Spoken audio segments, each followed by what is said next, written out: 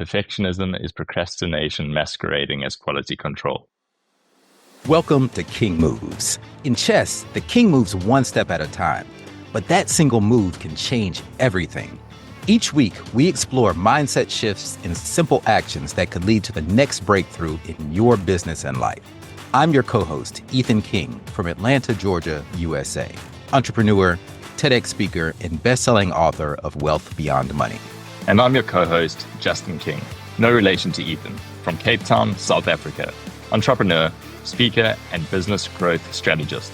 Our journey crosses continents and cultures as we think out loud, challenge assumptions, and uncover the small moves that create big momentum. Welcome to King Moves. Let's start the conversation. All right. So, Justin, I discovered that you have a newsletter, which I'm subscribed to, and I've read a few issues of it. And of course, it's awesome. Your thoughts outlined here, and you're a very profound guy. And having a newsletter is something that I've actually had on my list to do for a while. In fact, confession, I feel a bit ashamed because I tell all my clients you should have a newsletter. And I've actually, at the bottom of my website, you know how the default templates come with like sign up for your newsletter. Well, I forgot it was there. And I've actually had people sign up for my newsletter and I have not put out one. So my commitment for this year is to start a newsletter, but I'm following in your footsteps, man, because it looks like you already have 30 some odd issues under your belt. And I'm really proud of you. And I would love to hear your journey with this. I appreciate that. Thank you. Before I tell you my journey with the newsletter so far, a question for you, because I think this would resonate to so many other people as well. You want to start one. Why haven't you written the first one? Or why haven't you? Procrastination because, well, a few things. One, the default excuse for everything is, oh, I don't have time, right? We all say that. But I think what it really comes down to is, I guess I'm a little bit scared of committing to something that I have a fear that I might not keep going and following through with it. It's really the same reason that I took so long to even start a podcast, because I didn't know if I would be able to show up every week and commit to it on my own. So you have been my secret weapon, because having someone else accountable showing up to a meet, I'll show up to a meeting. I will always show up if someone else is involved. But when it's just me, I have a tendency to like push stuff off to the side. And that's a weakness that I'm trying to work on. So, that's been my hesitation. It sounds familiar. So the quote I have for you is perfectionism is just a procrastination masquerading as quality control. Perfectionism is procrastination masquerading as quality control. I like that. Haven't heard that one. Okay. And essentially we get so caught up in exactly what you said. I haven't got the structure right, and what am I going to write about? What are the topics? Have I done the design? And that's the biggest hurdle very often to get over. So what I did for mine, and yes, I'm 30 episodes, not episodes, what's the right word? 30 Issues. newsletters in, issues, Yeah. 30 issues in, and it's one a week. So that's 30 weeks. And I'm looking forward to getting all the way up to number 52. So I've got a year's worth of content that I've been, and ideas that I've been putting down. But the biggest thing for me was to remove all the barriers that would prevent me from writing this newsletter on a regular basis. And that was from the design of the newsletter to what the buckets are, what content goes into the newsletter. I needed to make it as simple as possible for me to do the thing. And doing the thing is writing the newsletter, copying, pasting it into whatever mail host you're wanting to use. I use MailChimp, and then doing the blast. So that's what as complicated as I wanted it to get. So my design is a banner. I call my newsletter Just Thinking, play on my name. So it's just the Just Thinking newsletter. It's literally a banner image. It's my content and a sign off, and that's it. That's it. I don't spend hours looking for images. I don't try to add a whole bunch of fluff. I don't try to link to a whole lot of different articles or books or sell anything. I thought, what is the least I can do to send this? And the least I can do is write it, which is the intention of the newsletter, pop it in and send it off. And that's where I've got to. And now the process becomes a little bit more slick and a little bit easier. And the process of actually writing it and coming up with topics to write about, that's always the next hurdle to get to. And Mm. again, I've started refining, and we can maybe get into that in a second, but I've started refining that process as well. But the biggest thing, just to reiterate it, was remove the barriers. What are the barriers to preventing you from doing the thing? Make it as easy as possible. And that's what I've done with the newsletter, which has allowed me to get to 30 issues so far. All right. I love it. KISS. Keep it simple, stupid. That's it. So, yeah, tell me more about your process. Do you keep like a spreadsheet of topics and then you kind of pull from those, or Mm. like you keep it in your notes app? Give me some of the tactics here.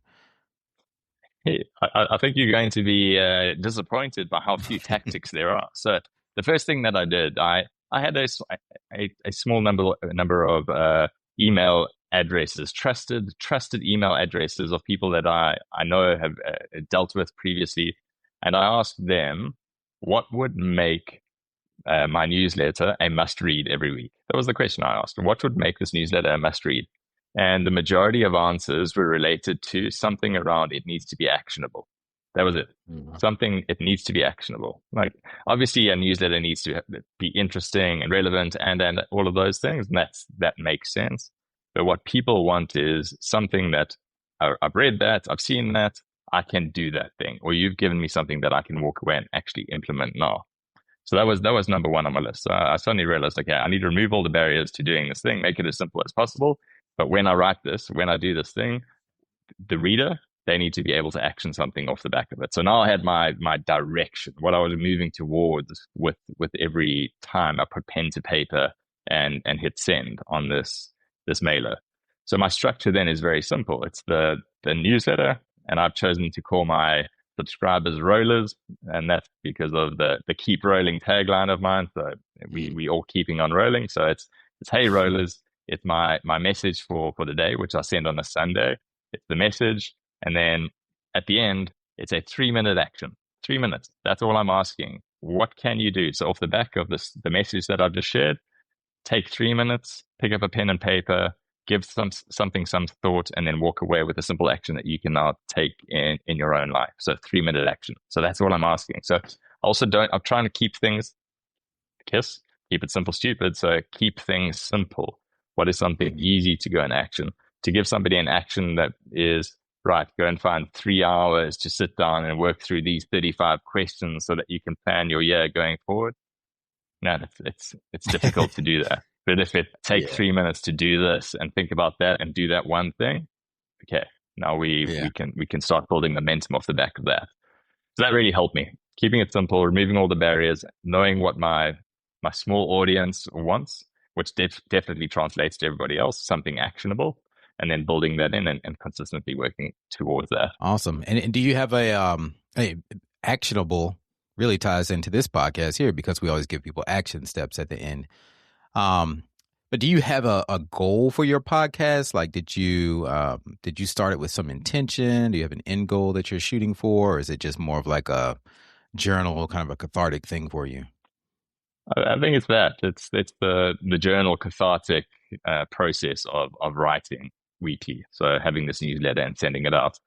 I think much like this podcast, Ethan, starting this, if we had started this only with the intention of we need to have X thousand subscribers and that makes it really, really tricky, and it makes it difficult to show up every week if you're not seeing that growth.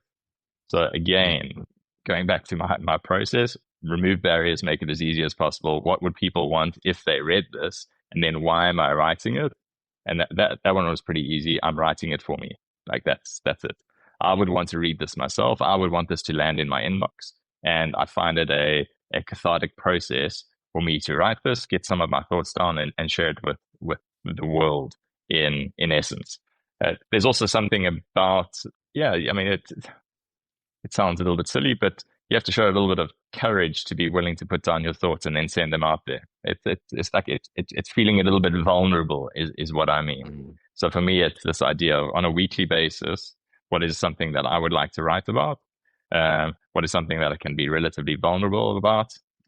how can I prove to myself that that's true vulnerability? Well, I've got to hit send on this thing, and a bunch of people are going to read it.